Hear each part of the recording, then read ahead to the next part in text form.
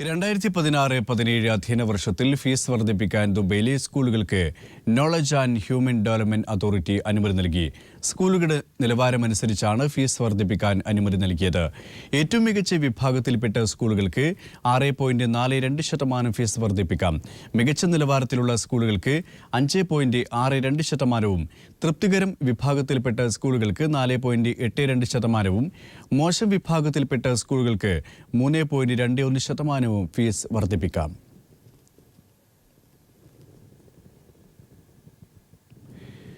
ദുബൈയിൽ ഈ വർഷം 12 പുതിയ റോഡുകൾ നിർമ്മിക്കുമെന്ന് റോഡ്സ് ആൻഡ് ട്രാൻസ്പോർട്ട് അതോറിറ്റി അറിയിച്ചു.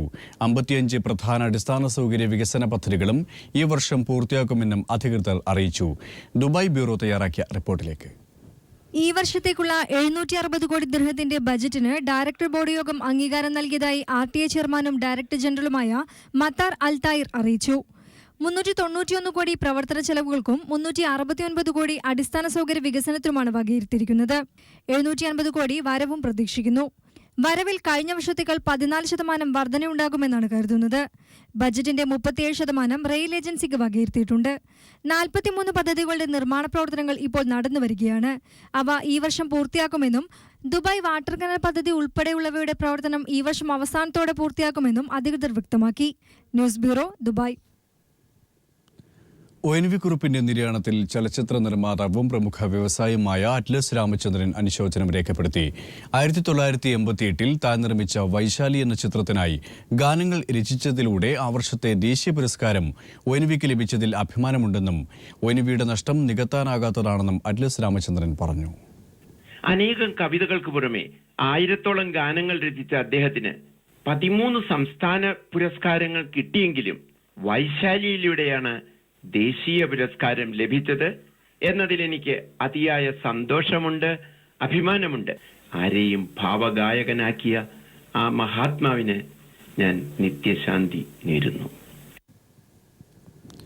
അബുദാബിയിൽ കെട്ടിട നിയമങ്ങൾ ലംഘിച്ച് ജനങ്ങളെ താമസിപ്പിച്ച കെട്ടിടങ്ങൾക്കെതിരെ അബുദാബി മുനിസിപ്പാലിറ്റി നടപടി ശക്തമാക്കി.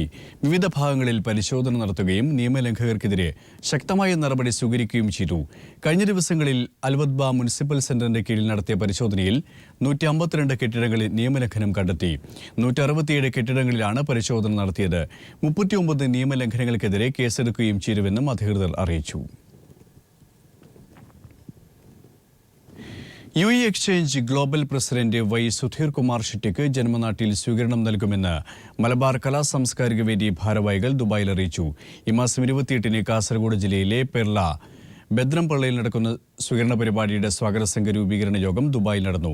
ദേര റാഫി ഹോട്ടലിൽ നടന്ന ചടങ്ങിൽ യൂസുഫ് അൽഫല അധ്യക്ഷത വഹിച്ചു. മാധ്യമപ്രവർത്തകൻ KM അബ്ബാസ് ഉദ്ഘാടനം ചെയ്തു. UAE എക്സ്ചേഞ്ച് പ്രതിനിധി വിനോദ് നമ്പ്യാർ മുഖ്യാതിഥിയായിരുന്നു.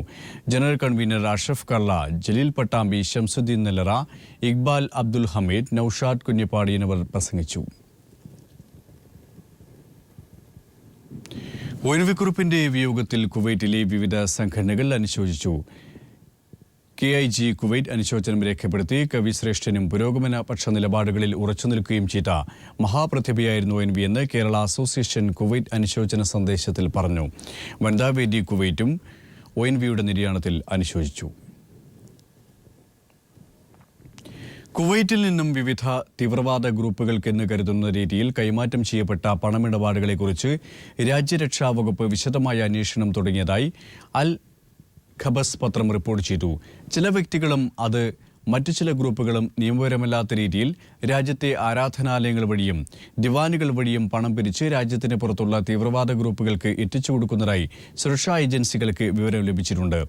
രാജ്യത്ത് അനുവാദമില്ലാതെ പണപ്പിരിവ് നടത്തുന്ന ഇത്തരം സംഘടനകളെയും അവരുടെ വെബ്സൈറ്റുകളും സുരക്ഷാ ഏജൻസി നിരീക്ഷിച്ചു വരികയാണ്. ചില ആരാധനാലയങ്ങളിൽ വളരെ പരസ്യമായി തന്നെ ആഹ്വാനം നൽകുന്നതും ശ്രദ്ധയിൽപ്പെട്ടിട്ടുണ്ടെന്നും മന്ത്രാലയ വൃത്തങ്ങൾ അറിയിച്ചു. സൗദിയിൽ ഏറ്റവും കൂടുതൽ ബിനാമി ബിസിനസ് നടക്കുന്നത് ബഖാലകളിൽ അഥവാ പലചരക്ക് കടകളിലെന്ന് സൗദി വാണിജ്യ വ്യവസായ മന്ത്രാലയം. ബഖാലകളിൽ ബിനാമി ബിസിനസ് നടക്കുന്ന കാര്യം വളരെ വ്യക്തമാണെന്ന് സൗദി വാണിജ്യ വ്യവസായ മന്ത്രാലയം വക്താവ് തുർക്കി അൽ നുഐമി വ്യക്തമാക്കി. സൗദിയിൽ ഏറ്റവും കൂടുതൽ ബിനാമി ബിസിനസ് നടക്കുന്നത് ബഖാലകളിലാണെന്ന് സൗദി വാണിജ്യ വ്യവസായ മന്ത്രാലയം വ്യവസായ മന്ത്രാലയം വക്താവ് തുർക്കിയാൽ തുയമിയാണ് ഇക്കാര്യം വ്യക്തമാക്കിയത്. ചില്ലറ മൊത്ത വാണിജ്യ മേഖലയിൽ വിദേശ കമ്പനികൾക്ക് അവസരം തുറന്നുകൊടുക്കുന്നതുകൊണ്ട് ബഖാലകളിലെ ബിനാമി ബിസിനസ് പൂർണ്ണമായും നിർത്തലാക്കാൻ കഴിയില്ലെന്ന് അദ്ദേഹം സമ്മതിച്ചു. സൗദിയിലെ സൂപ്പർ മാർക്കറ്റുകളിൽ എത്ര കണ്ട് ബിനാമി ബിസിനസ് നടക്കുന്നുവെന്നതിന് വ്യക്തമായ പഠനം നടത്തിയിട്ടില്ല. മേഖലയിൽ വിദേശ കമ്പനികൾ വരുന്നത് കടുത്ത മത്സരത്തിന് വഴിയൊരുക്കുകയും അതുവഴി പല ബഖാലകളും അടച്ചുപൂട്ടേണ്ട സാഹചര്യം ഉണ്ടാവുകയും ചെയ്യുന്നുണ്ടെന്ന് അദ്ദേഹം അഭിപ്രായപ്പെട്ടു. ഈ മേഖലയിൽ ബിനാമി ബിസിനസ് നടക്കുന്നത് കണ്ടെത്തുന്നതിന് ശക്തമായ നിരീക്ഷണം ഏർപ്പെടുത്തുന്നതിനൊപ്പം ജീവനക്കാരുടെ ബാങ്ക് ഇടപാടുകൾ പരിശോധിക്കുകയും വേണം. കൂടുതൽ മികച്ച നിലവാരത്തോടെ ഗ്രാമങ്ങളിലും പട്ടണങ്ങളിലും വാണിജ്യ സമുച്ചയങ്ങളിലും സ്വദേശികൾ സൂപ്പർ മാർക്കറ്റ് ആരംഭിക്കുന്നത് ഈ മേഖലയിലെ ബിനാമി ബിസിനസ് തടയാൻ കഴിയുമെന്നും അദ്ദേഹം പ്രതീക്ഷ പ്രകടിപ്പിച്ചു. പച്ചക്കറി മേഖലയിൽ സ്വദേശീവൽക്കരണം നടപ്പാക്കിയത് വിജയിച്ച സാഹചര്യത്തിലാണ് ഇത്തരം മേഖലയിലും സ്വദേശീവൽക്കരണം നടപ്പാക്കാൻ ആലോചിക്കുന്നത്. ബിനാമി ബിസിനസ് രാജ്യം നേരിടുന്ന വലിയ സാമ്പത്തിക ഭീഷണിയാണെന്നും ഇവയെ അവസാനിപ്പിക്കാൻ ശക്തമായ നടപടി വേണമെന്നും പ്രമുഖ സാമ്പത്തിക വിദഗ്ധൻ ഡോക്ടർ അബ്ദുള്ള ബാഷീനും പറഞ്ഞു. News bureau, Dammam.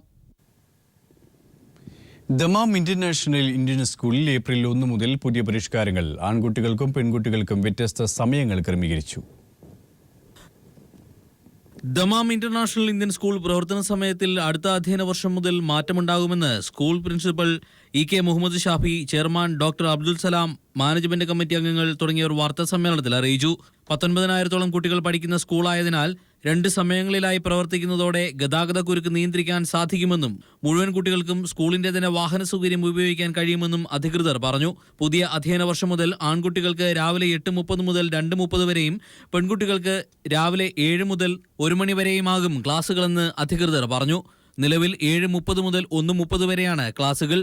പുതിയതായി സർവീസ് ആരംഭിക്കുന്ന മിനി ബസ്സുകൾ മുഴുവൻ പുതിയതാണെന്നും ചെറിയ റോഡുകളിലൂടെ പോകാൻ കഴിയുന്നതാണെന്നും പരിശീലനം ലഭിച്ച ഇന്ത്യൻ ഡ്രൈവർമാരായിരിക്കും ബസ് ഓടിക്കുന്നതെന്നും അധികൃതർ കൂട്ടിച്ചേർത്തു.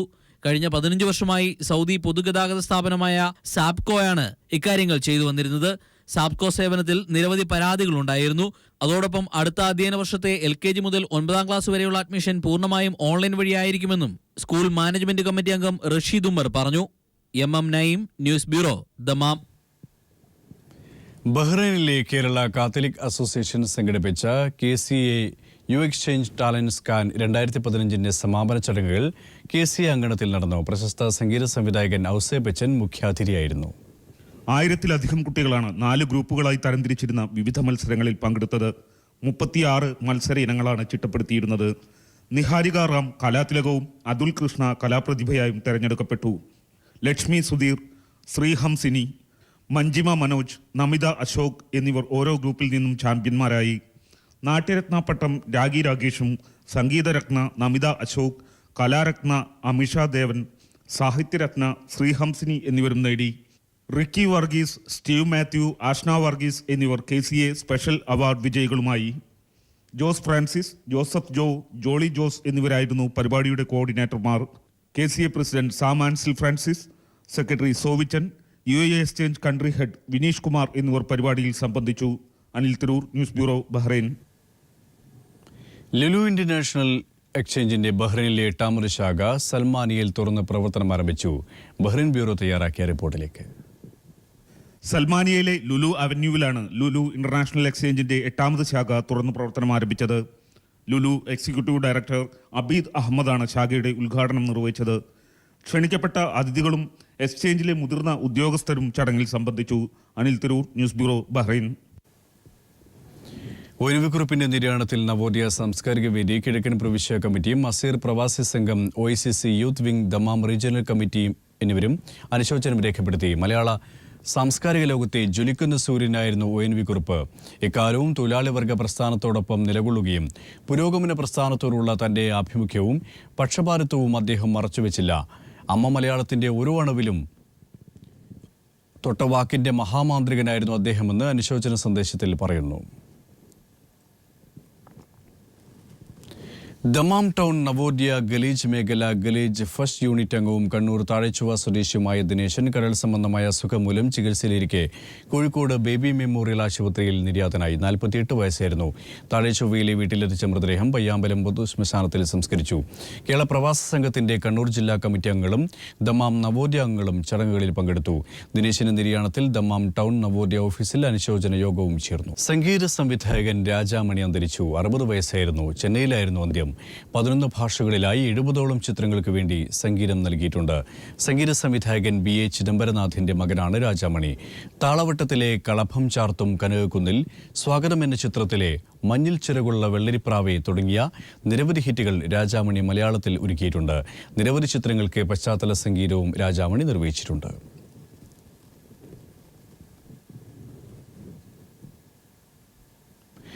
ദില്ലിയിലെ CPM ആസ്ഥാനത്തിന് നേരെ ആക്രമണം. പാകിസ്ഥാൻ വിരുദ്ധ മുദ്രാവാക്യങ്ങൾ മുഴക്കിയെത്തിയവർ പാർട്ടി ആസ്ഥാനത്തിന് മുമ്പിലെ ബോർഡിൽ കരിയോയിലൊഴിച്ചു.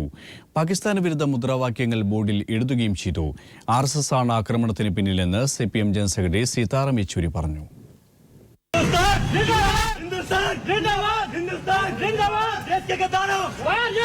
വളരെ ആസൂത്രിതമായിട്ടായിരുന്നു CPIM ആസ്ഥാനത്തിന് നേരെ ഒരു സംഘം ആളുകൾ ആക്രമണം നടത്തിയത്.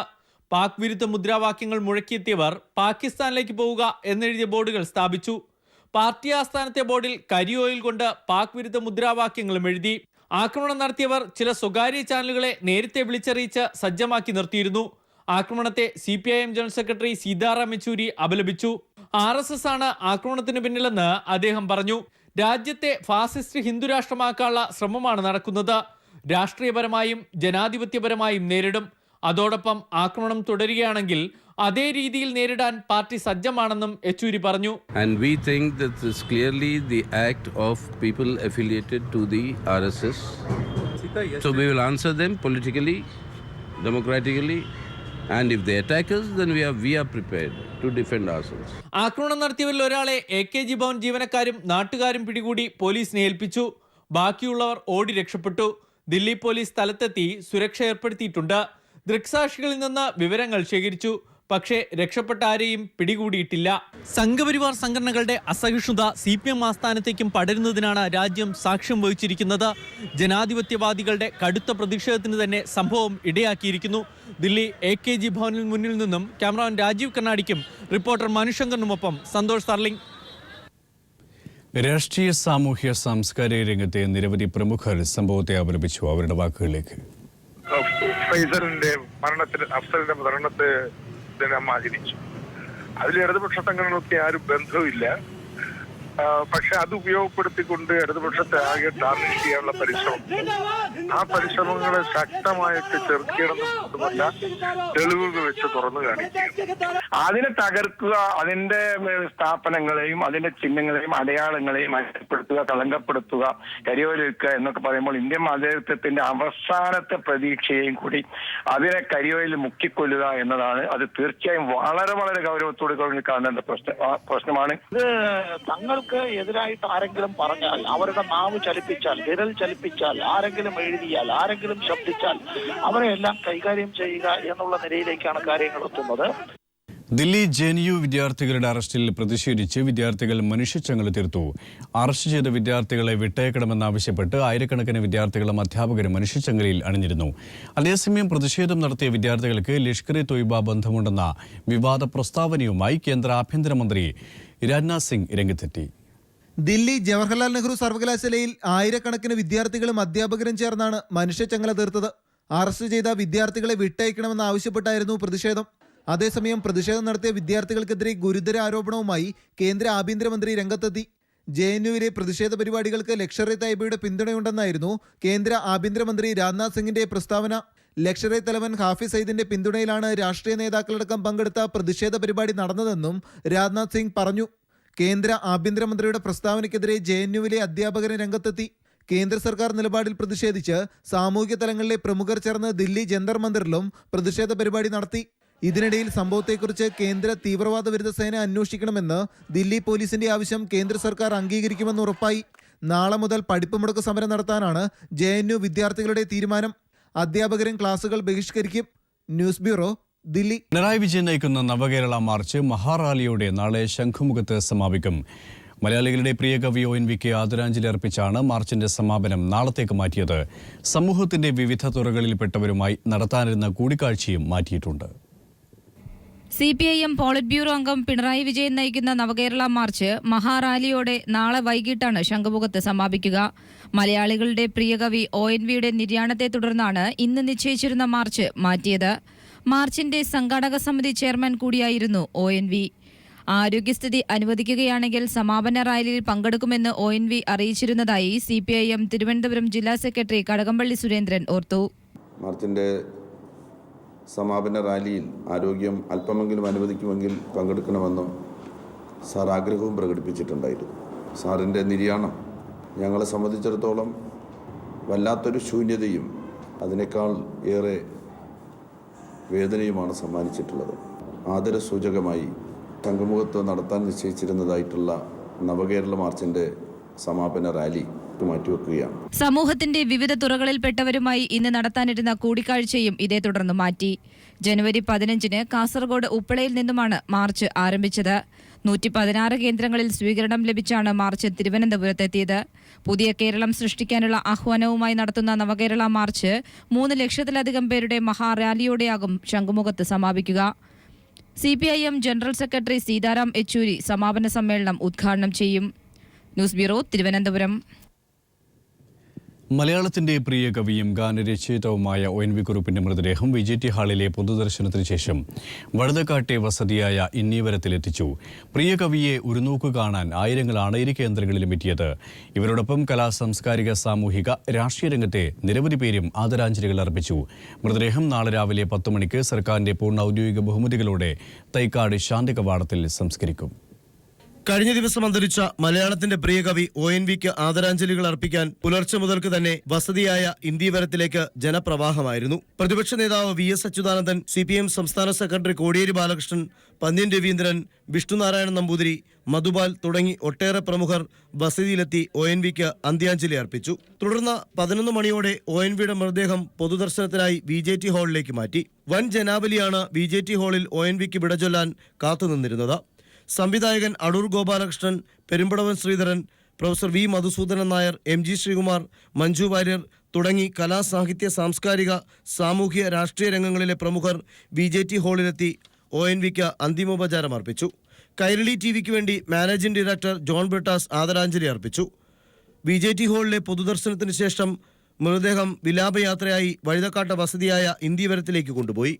നാളെ രാവിലെ 10 മണിക്ക് തൈക്കാട് ശാന്തി കവാടത്തിലാണ് ONVയുടെ സംസ്കാര ചടങ്ങുകൾ നടക്കുക. സംസ്ഥാന സർക്കാരിന്റെ പൂർണ്ണ ഔദ്യോഗിക ബഹുമതിയോടെയാണ് സംസ്കാരം. ചടങ്ങിന് മുന്നോടിയായി 84 ഗായകർ ചേർന്ന് ONVക്ക് പ്രണാമമർപ്പിച്ച ഗാനാർച്ചനയും നടത്തും. News bureau, Thiruvananthapuram.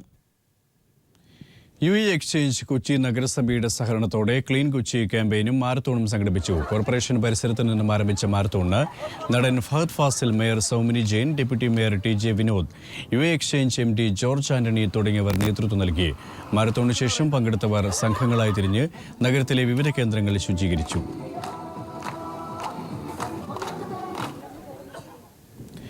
P. ജയരാജനെ Kozhikode medical കോളേജിലേക്ക് മാറ്റാനുള്ള ഉത്തരവ് മരവിപ്പിച്ചു. കണ്ണൂർ സെൻട്രൽ ജയിൽ സൂപ്രണ്ടാണ് ഉത്തരവ് മരവിപ്പിച്ചത്. CPIM നേതാവ് P. ജയരാജനെ പരിയാരം മെഡിക്കൽ കോളേജ് ആശുപത്രിയിൽ നിന്നും എത്രയും പെട്ടെന്ന് മാറ്റാനുള്ള നീക്കം കോൺഗ്രസിന്റെ ഉന്നതതലങ്ങളിൽ നിന്നും നടക്കുന്നുവെന്നാണ് സൂചനകൾ വ്യക്തമാക്കുന്നത്. ജയിൽ DGP ഋഷിരാജ് സിംഗിന്റെ നിർദ്ദേശമുണ്ടെന്ന പേരിൽ ജയിൽ ഹെഡ്ക്വാർട്ടേഴ്സ് IG H. ഗോപകുമാറും Thiruvananthapuram central jail superintendent AG സുരേഷും കണ്ണൂർ സെൻട്രൽ ജയിൽ സൂപ്രണ്ടിനുമേൽ P. ജയരാജനെ ആശുപത്രിയിൽ പ്രവേശിപ്പിക്കുന്നതിൽ നിന്നും പിന്തിരിപ്പിക്കാൻ സമ്മർദ്ദം ചെലുത്തിയതായും സൂചനയുണ്ട്.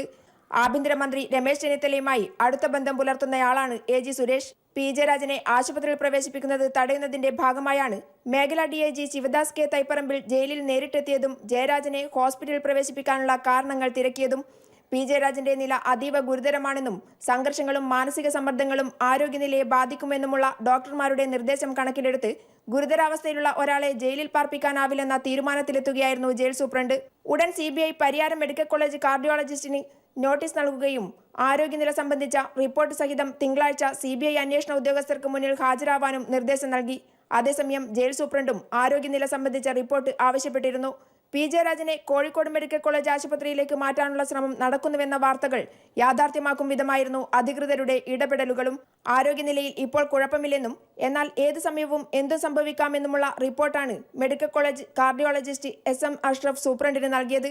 24 മണിക്കൂർ മാത്രമേ സഹകരണ ആശുപത്രിയിൽ ചികിത്സിക്കാൻ നിയമം അനുവദിക്കുകയുള്ളൂ എന്ന കാരണം പറഞ്ഞ് കോഴിക്കോട് മെഡിക്കൽ കോളേജ് ആശുപത്രിയിൽ പ്രവേശിപ്പിക്കാനുള്ള ഉത്തരവുമായി ജയിൽ ഉദ്യോഗസ്ഥർ പരിയാരം മെഡിക്കൽ കോളേജ് ആശുപത്രിയിലേക്ക് പുറപ്പെട്ട സമയമാണ് ഉത്തരവ് റദ്ദ് ചെയ്യാൻ ആഭ്യന്തര വകുപ്പിൽ നിന്നും നിർദ്ദേശമുണ്ടായത്.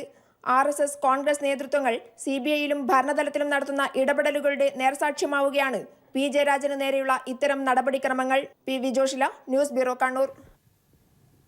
സുനന്ദ പുഷ്കറിന്റെ മരണവുമായി ബന്ധപ്പെട്ട് ശശി തരൂരിനെ വീണ്ടും ചോദ്യം ചെയ്തു. ദില്ലി പോലീസിന്റെ പ്രത്യേക അന്വേഷണ സംഘമാണ് 5 മണിക്കൂറോളം തരൂരിനെ ചോദ്യം ചെയ്തത്. ശശി തരൂരിനെ നുണപരിശോധനയ്ക്ക് വിധേയനാക്കാൻ ദില്ലി പോലീസ് നടപടി ആരംഭിച്ചു. അന്വേഷണത്തിന്റെ അന്തിമ റിപ്പോർട്ട് ഈ മാസം 28-ന് നൽകുമെന്നാണ് സൂചന.